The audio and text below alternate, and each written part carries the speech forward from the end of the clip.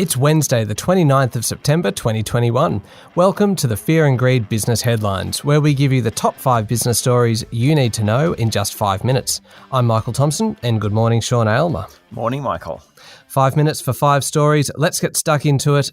Shoppers have deserted the malls in Victoria, the ACT and New South Wales, with retail trade figures from the Bureau of Statistics showing a big slump last month. It's really not that surprising given the lockdowns, but just how bad was it, Sean? It really is pretty bad. Turnover tumbled 1.7% last month, which wasn't as much as some economists had tipped. But the bottom has fallen out of retail sales. They're now down 0.7% on a year ago. No surprises, New South Wales, Victoria and the ACT fell sharply.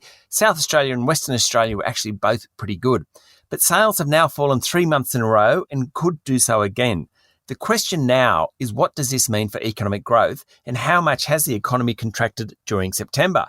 Retail sales are about a third of total consumption, which feeds into economic growth.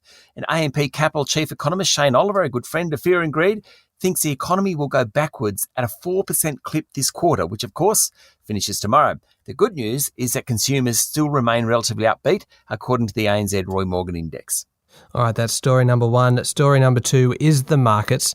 How did they perform over the past 24 hours, Sean? Well, the Australian market was crazy. It was down 1.5%, finishing at 7,276 points. All the sectors struggled with the exception of the energy stocks. The energy stocks have gone through the roof as oil and gas and coal prices have risen. Whitehaven Coal, Santos, Oil Search, Beach Energy, they all did really well yesterday. The healthcare sector, though, that struggled. It had its worst day in more than a year yesterday. It's underperformed recently and healthcare stocks around the globe have been sold off. CSL yesterday was down 4%, so was Sonic Healthcare. ResMed and Cochlear both dropped 3%. Technology stocks were sold down, real estate stocks were sold down, the materials companies fell with Fortescue Metals off almost 6%, notwithstanding the price of iron ore looks to have stabilised. The good news was that a new entrant on the market, LIS Energy, listed, it jumped 175% yesterday, not bad for a first day. That's pretty incredible. All right, story number 3 is good news for anyone who's lined up to have a swab up their nose, and let's face it, that's pretty much everybody these days.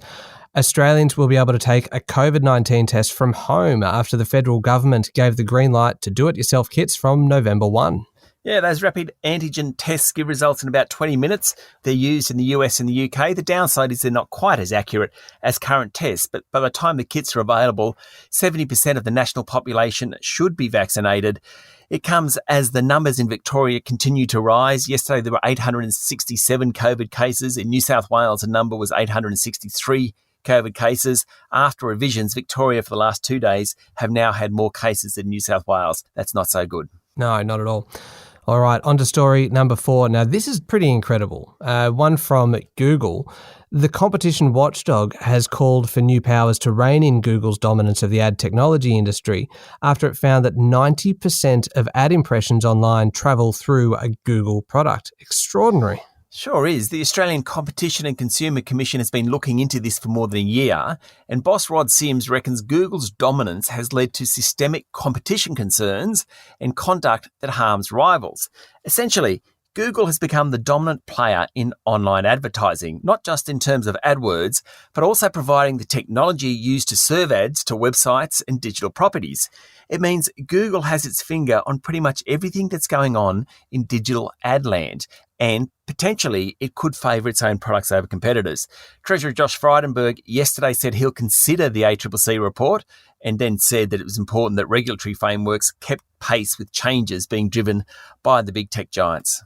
All right, speaking of tech giants, story number 5, a big one, your favourite one to finish the day. I'm not even actually sure that this is really a business story as such, but TikTok has hit a milestone. Yeah, 1 billion active users in just 4 years. Incredible. School closures and telecommuting as a result of COVID has been a real boon for the video sharing app. From my point of view, I love TikTok. Not that I've ever been on it, not that I ever use it, but my children all of a sudden know a whole genre of 80s and 90s music that they would otherwise have never heard. Fantastic. That is 5 stories in 5 minutes. Thank you very much, Sean. Have a great day, Michael. It's Wednesday, the 29th of September, 2021. Now, if 5 minutes isn't enough, then find our longer podcast called Fear and Greed on your podcast platform. Join us online on LinkedIn, Twitter, and Facebook. And you can always find more info and sign up for our newsletter at fearandgreed.com.au. I'm Michael Thompson, and that was the Fear and Greed Business Headlines. Have a great day.